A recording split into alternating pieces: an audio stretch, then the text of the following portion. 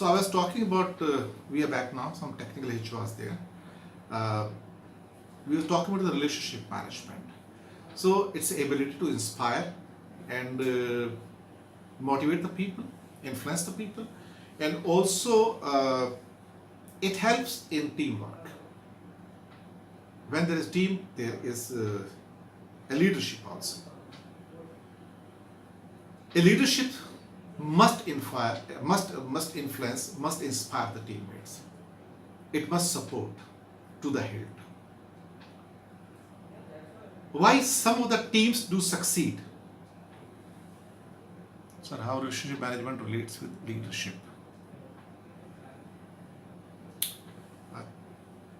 Who else? Deepika has asked a question about the relationship management with so-called leadership. Well, a leader has to be trustworthy person. That's the first quality. He must be committed. He must inspire. He must influence. He should be the man of character.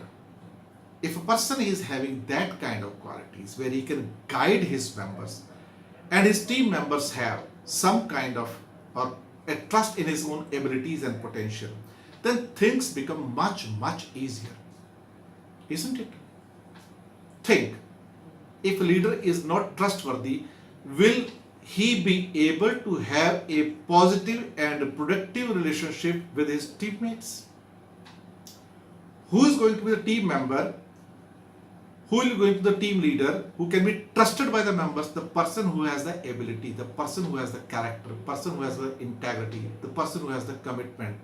That kind of leadership is loved by the people. So relationship will happen just because the person has got a kind of trustworthiness. And this trustworthiness, this commitment becomes the foundation stone for the relationships.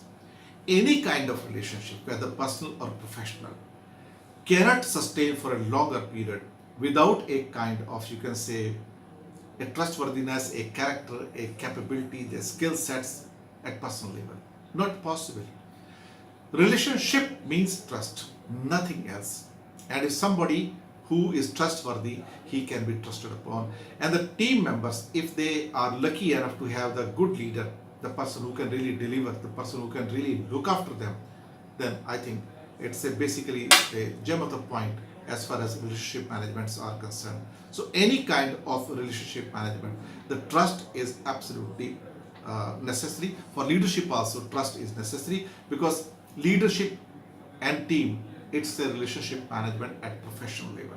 Because if they have to extract the delivery, if they have to extract the information, if they have to extract the, you can say, performance, then without trust it may not happen. If you say, yes, I can do it, then definitely other people are going to support.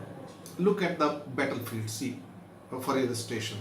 When a leader, say, a major is there, and he is commanding, say, 100 soldiers, he has to have such kind of trust where 100 soldiers who are basically his team members, they are ready to die for him.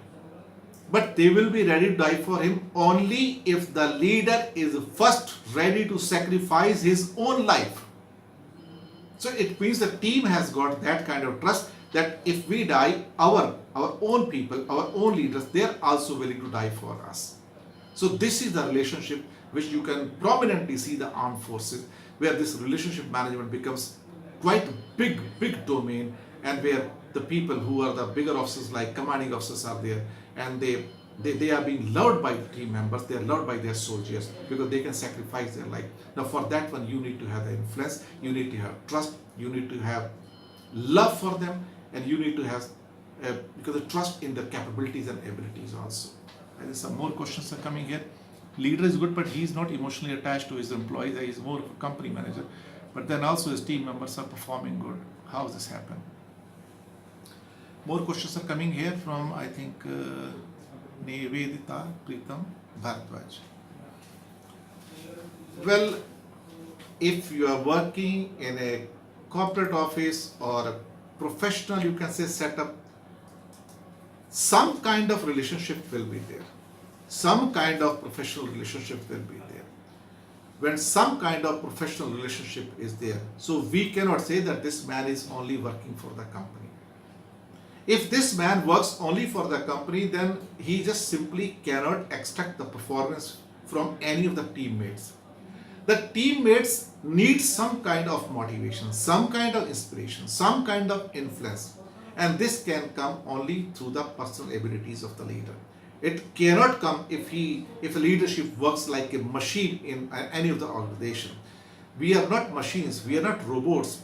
Our social interaction, our communication, the way we believe and have the faith, the way we interact, it has a profound impact on the team members, either in the family or inside the organization.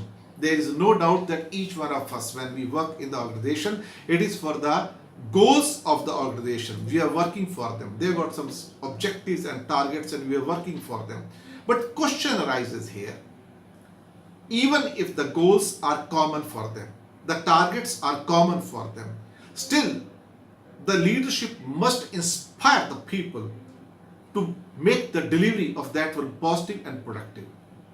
If the team members have got a lackadaisical approach and people are with a laid back attitude, and if leadership is good and unable to extract the performance, I think then it's a very difficult proposition. So leadership is not just about so-called extracting the performance like a robot. No way. We do not work in that manner. The human society never works in that manner, because here, as I said yesterday also, that the intellectual abilities are counted for only 20% of the life in professional life or personal life, and 80% of abilities are based on the emotions. That's why whenever a person is being recruited into the organization, his emotional setup, emotional domain is always checked, because that is going to set the tone for the delivery system or performance system or the proficiency or effectiveness this person is going to bring into the so-called organization. I think this Nivedita has got this answer. So this was the fourth point, which was basically here we were discussing. And now all these points, whether it is self-awareness or social awareness or self-control or relationship management, the four major points of this theory, the question arises whether these things can be put together through some gel, through some kind of cement, through some kind of Fevicol, through some kind of bonding, what that can be. I think the motivation or inspiration is the bond through which all things can be gelled together. It means every time, everywhere, we have to be human beings in a way where our proficiencies, our delivery system, our attitude comes into the picture. And that attitude becomes a gelling point where we meet the people, we trust the people, we interact with people, we communicate with them, and we try to influence them, we try to win their trust, we try to win the business contracts also on that basis. So everything which comes back to the moot point is your positive, you can say, mental attitude, good self-esteem, commitment, and his motivation is a gelling point in this particular theory of the Goldman's. He says the motivation gels all the four qualities of the self-awareness, social awareness, self-control, and relationship management here. We'll go to the next point here. I think again some technical problems are there.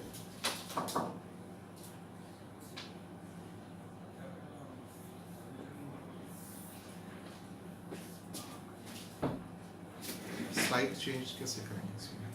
कुछ है नहीं यहाँ पे. I think it's 8 p.m. we can take a break, right? हाँ, बता दो उनको. हैं? ब्रेक के लिए चलेगा. ले. वो एक टॉपिक खत्म हो गया ना? हाँ. सब टॉपिक. हाँ. तो बता दो उनको ब्रेक ले. So this सर यहाँ पे आप देखिए, ध्यान दीजिए. यहाँ पे ग्रे होता है ना? हाँ. मतलब वो माइक चालू नहीं है. मैंने पर्पसली उसको म्यूट किया है. मैं साथ में बात कर रहा हूँ. ये यहाँ पे था नहीं. हाँ, वो करके आप कहीं और थे. मैं उधर फोन पे था. तो इधर कुछ ऐसा व्यक्ति होना चाहिए जो कर सके. अगर उसको समझ नहीं आ रहा था वो क्या क्वेश्चन आया. How do you know that his team member has a trust in his leader? Please share link. चलो मैं थोड़ा सा बता के फिर हाँ बता दो. वो उसको कर लेता हूँ. one of the student has asked about the question is about how we can trust whether they have a trust in his leader. Now, trust doesn't come overnight. It's not a phenomena which can be achieved in just 2 days, 3 days. It's time-consuming process. It takes weeks and weeks and fortnights and months and years to create the trust. But it takes just, you can say, one moment, one day, you can say just half an hour to break the trust. Like to build a relationship. This takes time actually. Huge time to build a relationship. But when the breakage comes, I think it can happen in 1 minute's time. So one should feel that if a team member, whether he has a trust in his leadership or not, I think it has to be understood from the perspective that whether leadership was capable to create that kind of trust in the organization, in the team members, and if leadership is not capable of creating that kind of atmosphere, if leadership is not able to create that kind of trustworthiness which is required for those kind of set of domains, then it will be really difficult to test it. I think it's right now 8 p.m. and we'll be resuming very shortly after a brief break of say around 10 minutes, and I'll request you people to just bear with us. So we'll take a short break and just